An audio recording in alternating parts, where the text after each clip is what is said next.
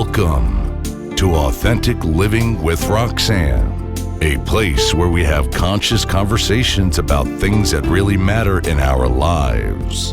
And now, here's your host, Roxanne Derhodge.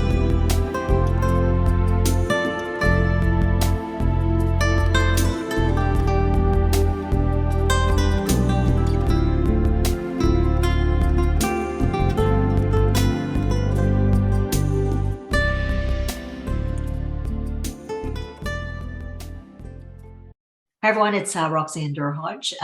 Today, I have the honor of moderating a panel on leadership, and it's a space that I spend a lot of time, and I've been fortunate to be in the same room with many of these amazing women that I sit with today. And today, we're going to discuss some of the things that we know about resilience and conflict in leadership, and some of the best practices based on the different environments that my colleagues here work in. So I'm going to introduce them as best as possible, and we're going to include their bios, which is phenomenal, which will give you a tip of what they do. So Barb Veder.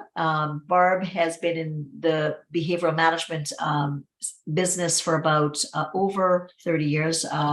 Barb has done a lot of research and presented internationally at conferences on best practices around counselor education and leadership. So Barb, welcome to our panel today. There's Linda Crockett, and Linda is, she was one of the founders of the full service workplace bullying and harassment services in Canada, one of the first. And so, Linda, thanks so much for being here today. And Linda's going to share with us kind of her perspective. And she also has a fascinating event coming up that we'd want to chat a little bit more about. Next, I have Treena Reilkoff, and Treena is also a resilience specialist. Treena is based out of Toronto, and she's the owner of TLR Solutions Conflict Inc. And our international presence today is Joni, Peddie, and she's in South Africa. And she is an international resilience specialist and also a keynote speaker. So everyone, welcome, and so glad to see your lovely faces today. Thank you, Roxanne. Excited to be here.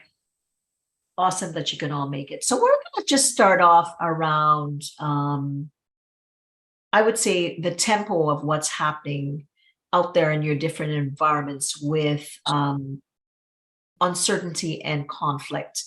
So I'm just wondering, and whoever feels like they can add their perspective, what is it that you're seeing out there with the speaking events or the trainings that you're doing around the element of conflict in the workplace?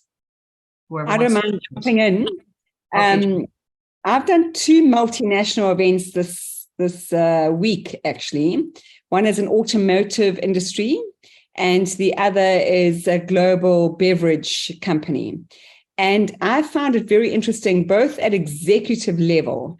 So these were directors in meetings, and this global beverage company, I'll start with them as an example. What are we seeing out there, Roxanne? It's a good question. Is they've bought a local South African company. So that's really catapulted this local South African company, 4,000 people, 1,000 people of the global business in South Africa, and it's taken them to number 3 in the world. I'm seeing in terms of conflict is the uncertainty and the turbulence of a merger is that people are not storming. So you're seeing groups, the good old Tuckman model that we all used in the 60s, people are coming together, they're forming, they're trying to skip that storming. So they're pushing conflict under and then they're going into trying to norm and perform too quickly. And we know it's essential that teams, if they're going to be high performing, they need to learn to storm. As Brené Brown says, it's, rumbling with that uncertainty. So that was that merger. And then the automotive company was pretty similar. And they're not going through any change. They're a global player, and they are not storming. So this overwhelm, this, with this, too much work, too little time, high stress, is that people are either going gung-ho, so, daggers out, full charge ahead, my way or the friggin' highway, or they're actually going into denial and they're not knowing how to rumble with uncertainty. So I'm seeing polarized approach.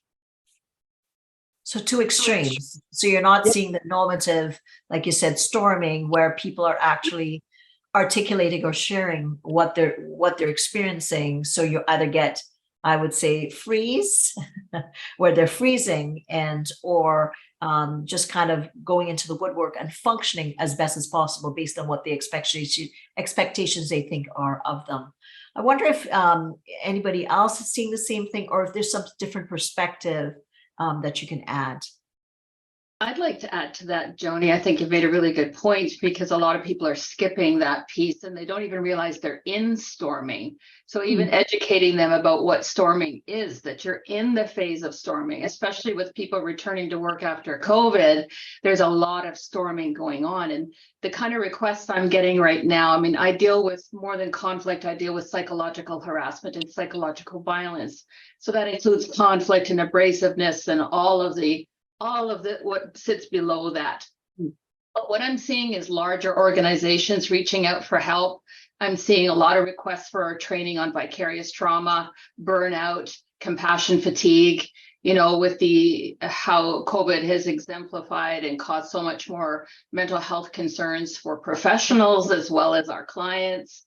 So I'm seeing a greater demand from larger organizations for this training, in addition to prevention, intervention, repair, recovery of workplace bullying, harassment, and violence. So I'm seeing, more complex cases, larger organizations, and looking for mini mental health series as well. I'll add, I think that's very important what you've said, and I'll just add to the conversation that I think what I'm hearing on the ground is sort of from the employees struggling with enormous amounts of change, and they're struggling with organizational changes. Many companies I'm hearing from are making, bringing teams together, doing large scale integrations. They're working with teams they don't know well. They don't have that, the usual, and I think, Joni, you said it, they don't have the usual patterns established. We've come out of COVID, we've jumped into new projects or new initiatives, new companies, and we don't have the commonality of trust, and we don't have the familiarity of how do we work through change. I think the place, and I think this is where leadership has an opportunity, is to really get into the space of change management. We all know business has to keep running. We all know that they also have to make changes, and they have to do two things at once. And if you do not manage the space between both of those and take people along the journey, then they make the journey up themselves. I'm sorry to say that. Their fear, their anxiety comes to the surface, and all their usual coping strategies typically drop. Their resilience drops, their comfort drops, and the conflict is bubbling. And it's not bubbling because necessarily they don't want to work as a team. They've missed, as Linda said, and as Joni said, they've missed that step of joining together and forming, let alone, the storming is one thing, but they don't even have that trust. Yeah. Sorry, Treena, go ahead. No, I was just going to say, I can resonate with all of your experiences of, being a resiliency conflict, but also I've been doing those workplace assessments that are now mandated under occupational health and safety federally and provincially.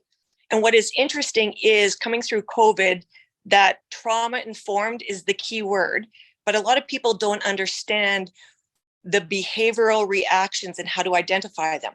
And then you link in, we need to be resilient.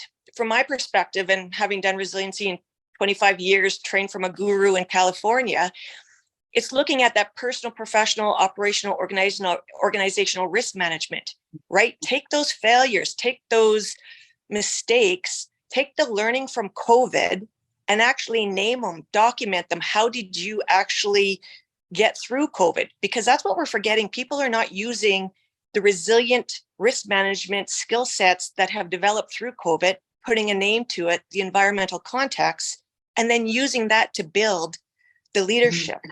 And what's gone through our work, the workplace assessments, doing them, they're confidential, but then you do the focus groups and the individual interviews.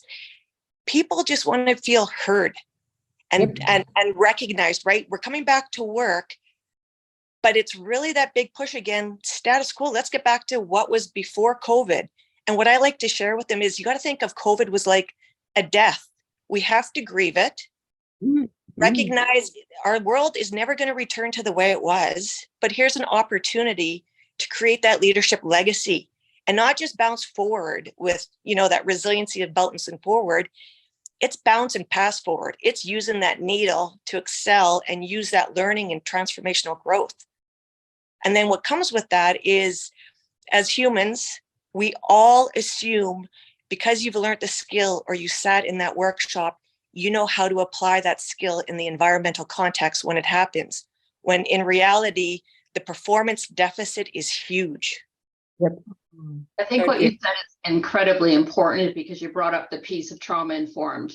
Before COVID, we had the risk factors of conflict. We had the risk factors of bullying, harassment. Now with COVID, we've multiplied that by 10? So the higher risk factors of conflict, higher risk factors of bullying, higher risk factor of mental health issues or psychological injury is just so much higher. So we need the trauma-informed training, and that's really missing. As far as leadership, you need trauma-informed training in order to feel competent and in order to feel confident, because this is going to be incredible pressure and stress on you as a leader. You have to have that toolkit that helps you understand all these individual reactions to COVID.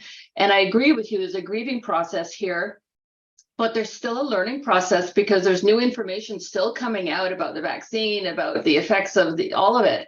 And there'll be grieving on many levels for many years to come. That's a very important point, but it's not over yet. So our old norm, we're grieving, and now we're anticipating this new norm, but it's got to involve that trauma-informed awareness. And it's our opportunity right now. Like, this is the only time in life where we know trauma sits on our epigenetics and goes through 7 to 8 generations. So now's the time where we have to become trauma-informed, name those behaviors, those performances, because we are the future. We are the baseline. We are the stability of creating that intergenerational trauma resiliency for the future generations. Such an excellent point. Excellent point, Treena. Sorry, I cut you off there. Carry on. It's just a brilliant point you're making. And not a lot of people are making your point. So let's back up for a second, because I think this is all phenomenal information. And for leaders that are listening and they hear the word trauma informed, what is it? Is it a label that we're using and we don't already know what it represents? Because I would love the perspective of what it is and what it is kind of attached to a company, because I think that's what happens sometimes. I'm going to apply this trauma-informed perspective, and then it gets applied and nobody really knows what it's about. And I know you all would add breadth and depth, but tell people that are listening that may not know what that means, what it is, and really what it's not, and what you're seeing out there. That might mean a different thing to different people here because we all come from different backgrounds. So I'm a trauma therapist, and through a trauma lens, I'm going to explain to you that doesn't mean a leader has to become a psychologist to be trauma informed, but investigators or people who are doing workplace assessments, people who are in leadership positions, even HR. And in my opinion, it should be mandatory that they have trauma-informed training. And what that means is to understand people's reactions, what their physiology and the biology of trauma, the fight, flight, freeze that you mentioned earlier, just the basics of that the person in front of you that is angry and irritable and agitated might not be a difficult person, but they might be having a panic attack. They might be suffering from depression. A lot of people don't know that. Even therapists, not all therapists are trauma informed, and that's a misunderstanding out there, that we're not all trauma informed. We're not all trauma therapists. We might specialize in grief and loss or addictions, but that doesn't mean we're trauma informed. So just having those basic understanding of what a panic attack is, what anxiety is, what depression is, what PTSD, basic training in this area. So you know what to watch for, and then you also know how to respond appropriately. Because an awful lot of leaders and an awful lot of investigators or insurance companies and even medical doctors don't understand the kind of injuries that these things do, and make comments that are more shaming and blaming and more causing more injuries to their patients or clients or employees. So that's I'm going to it. Go ahead, Treena. It's Barbara. I'm going to add in here just because this is a place that I've worked quite a lot. And I think understanding the distinction, this is being trauma-informed means education.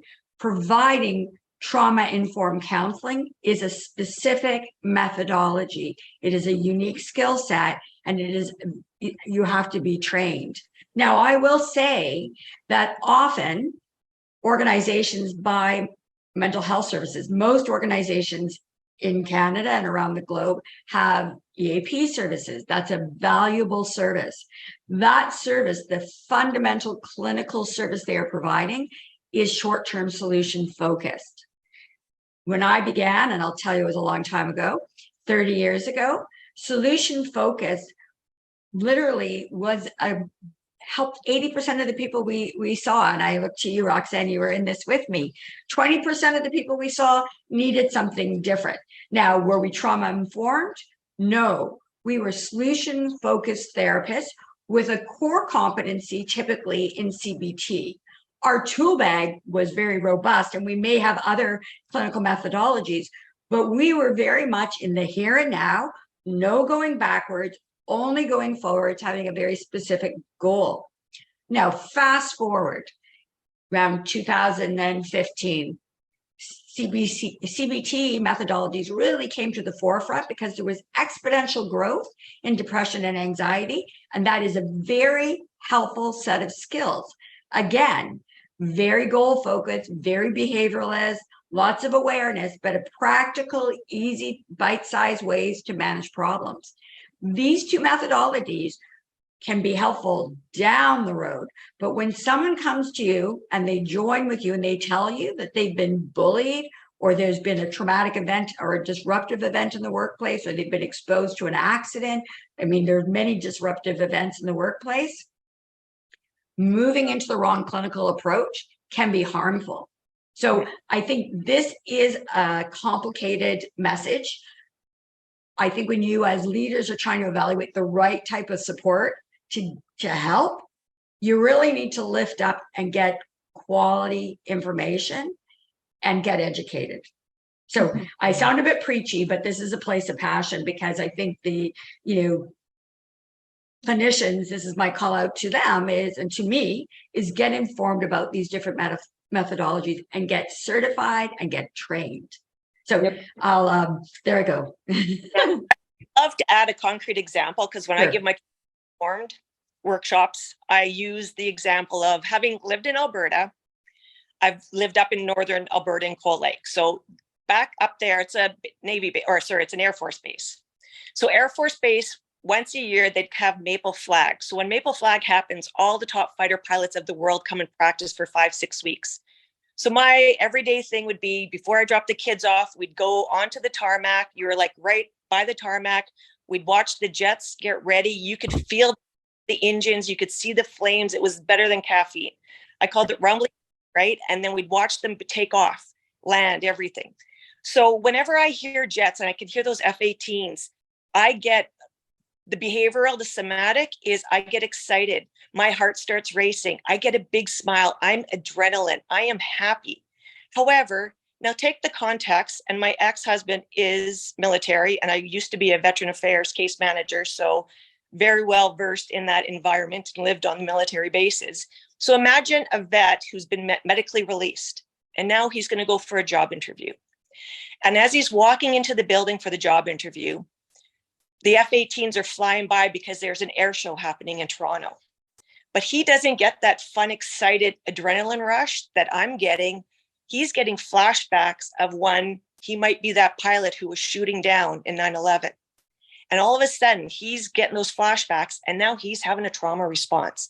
But he's supposed to walk into this building and go and have a job interview with HR. And so he walks in, but he's not fully present. And they're noticing the behavior's different. Everybody knows there's an air show because they now announce it in the papers, TV, radio. You think about people who've come over from the war. right? The sound of planes is not always a happy feeling for people. It is a trigger. So if you were in trauma informed and you were aware that the air show was going on, and here's a veteran, because it says he's a veteran on his resume coming in, but something's off. Becoming trauma informed, you would be able to recognize and understand the environmental context that might be influencing the behavior and how to then ground him. So then he could fully participate in the interview. I like that example, Treena. And another piece to add to that is that that person coming in would get the message from that interviewer that it's safe to share, I'm having a reaction, because you might not even be able to say that, right? That I'm having a reaction. You know, people who've just come out of a very toxic work environment, going to a new interview, they're having anxiety, they're getting triggered, and having an environment that is trauma informed would set the space, a safe space for an interview, and allow you to be honest rather than make up some stories as to why you've left that job. A lot of my clients say, well, how do I, what do I say if they ask me why I've left that job? It should be okay to say, I was bullied, there was an investigation, it was substantiated, and I need to move. So that's what trauma informed would be. And I think trauma informed is one strategy in creating a psychologically healthy and safe workplace, because trauma informed provides the workplace, the leaders, that psychological protection that they're giving to their employees and to all their staff members, everybody in the organization.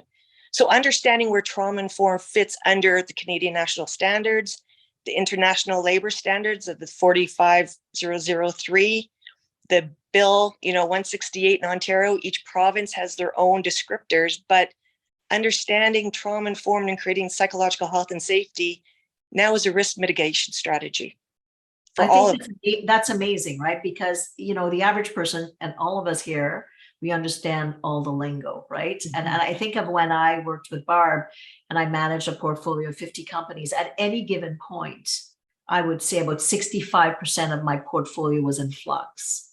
So think of the context of not knowing some of the basics that we're talking about, and now bring it forward to 2023, where flux is a macro kind of umbrella to everything that people are experiencing within companies.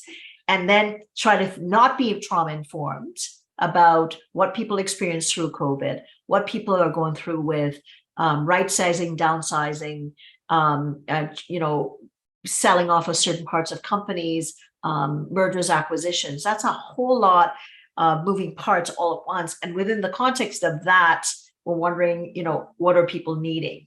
And if you're not aware as a management team or a supervisor or a middle manager of all those elements, not that to someone's point, you don't have to be a trauma therapist or a psychologist in any way, but you have to know the fundamental basics of what are the symptoms potentially that might display itself when someone's sitting across from you, and then know enough to say they're needing a bit more. They need to be able to be sent somewhere else. And I think that's the education piece that I think is needed out there. I think though, for the education piece, what I find to be absolutely ironic is that we're talking about psychological safety. Psychological, it's in the title. It's right there. Psychological hazards, psychological harassment, psychological violence, psychological injuries. It's right there. If you've got a psychological component, you need to have the trauma-informed piece as well. Absolutely. And I think too, it's the importance of the leaders of everybody. It's being vulnerable, because you got to be able to recognize your own trauma response, because we've all experienced something.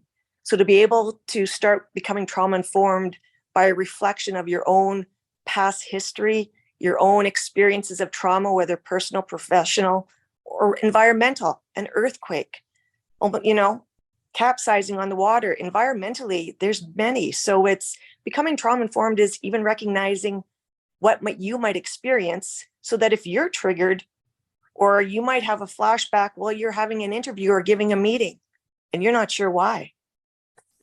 I think we have to bring this back to leadership if we can, about being the leader themselves being trauma informed. Is a part of that is having that emotional intelligence about when you're being triggered. As a leader, You know, I might be a leader who's avoiding conflict because I have a past history of being a child of a domestic violence, right? And I'm now avoiding conflict, which means I'm not being a really effective leader because I'm avoiding conflict within my staff. So part of being trauma informed is that emotional intelligence, having self-insight to your own triggers, your own limitations, your strengths, of course, but also to having trust in your own judgment, being aware, knowing that you need to go deal with your fear of conflict. All of that's involved. So that emotional empathy piece is involved in trauma informed. And as leaders, Linda, I was going to say the same thing, is that emotional intelligence piece. I mean, I look at research from 150 countries. I mean, that's a lot of big bank research, 100,000 people at a time, is that, this whole emotional intelligence piece, we know that the research is showing that leaders who have good EQ perform, twice as well as leaders who don't. So if you're trauma informed, I love the examples that both you and Treena have given. So, if you come from, a household when there was abuse, and there's bullying in the workplace, is how do you actually language that? So your emotional literacy, how do you navigate those emotions? So it's having all of those capabilities, and those are measurable skills. Those are teachable skills. So we are finding worldwide that where organizations are prioritizing EQ upskilling and training, they are 22 times more high performing. So it's really, that's the heart of it is, I always look at resilience with 4 dimensions, and we can go, risk management and change management programs, but I go, emotions drive people and people drive performance. So you've got to go back to the person, and the person has 4 legs to the table. What is their mental resilience like? What's their emotional resilience like? What's their physical resilience like? And what's their sense of purpose? And when you start dealing with people as individuals, giving them those EQ skills, teaching them that self-awareness, giving them, to what Barb was saying earlier, those things around as individuals, how do we trust each other? Trust worldwide has gone down dramatically. So we've really got to go back to, I think we've got to go back to basics post-COVID. And leaders need to be given some of these, the toolkit to handle, what we used to call the soft skills. So Joni and team, here's my question. And I love what you said. And here's the challenge. If you look at the corporate structure, the executive structure, I believe it's still often dominated by men, and there isn't as much diversity as we wish. I think that tide is changing. What we know about, and I'll be the counselor again, I'll put my counselor hat on, I'm a leader as well, but as a counselor, women are more likely to get the training and go for help. Men do, but they're not represented as equally. So now you take that into the boardroom. How do you get the executive culture to value these softer skills? This scary word of trauma, counseling, psychological, all these words can be very triggering. How do you put them into a context that they show the value of that social importance for your leadership skills, but also for your organizational performance? As we become more aware, as investors are holding organizations more and more accountable to the social aspects of their organization, these skills are going to come higher and higher into the priority list. So shifting that traditional male set of skills that we've all experienced as leaders, not to be sexist here, but I am being a little generic and generalizing. How do we shift that into these other types of conversations and soften and increase? It's simple. Okay, good. Joni, solve it. Give it to us. Treena mentioned it earlier, workplace assessments. So I work mainly at senior management and director level. And you're right, unfortunately, Barb, is that 80% of the teams that I work with are men. So I don't ever, and you would say data, I would say data, is that workplace assessments, you've got to go in with data. So I did a Chicago team, actually all men, on Tuesday night. And it was interesting. I made them do a workplace assessment. I said, here is a worldwide validated assessment. and it's validated and it's reliable. I teach at business schools. It looks at the 5 drivers of high performance in your exec team. Are your people motivated? Are they, what do they have the ability to, and agility to handle change? What is the teamwork cohesion like? What's the execution like? And then the 5th driver is trust. And let me tell you, there were 3 pulse points per each of those 5 drivers. So 15 pulse points. And that was scoped against 50,000 teams worldwide. So looking at where they were at, they were shocking these men, and trust was at a low. So you can't open those conversations unless you've got data. I think that's a simple way to crack the code. Can And I the just data, ask you a question, when Joni? How do you get them to accept an assessment? I mean, I agree, assessment and data is critical, but how do you even get in the door if you've got resistance? The old boys club, the old girl club is saying, no, I don't want to know. They have all kinds of reasons. How do you get past that? I can share that in Canada. Coaching. And when you're coaching the CEO, and I've been coaching the CEO for a year now, and he has a hybrid team in Chicago, Spain, Amsterdam, and Cape Town. So his exec team are all over, these guys.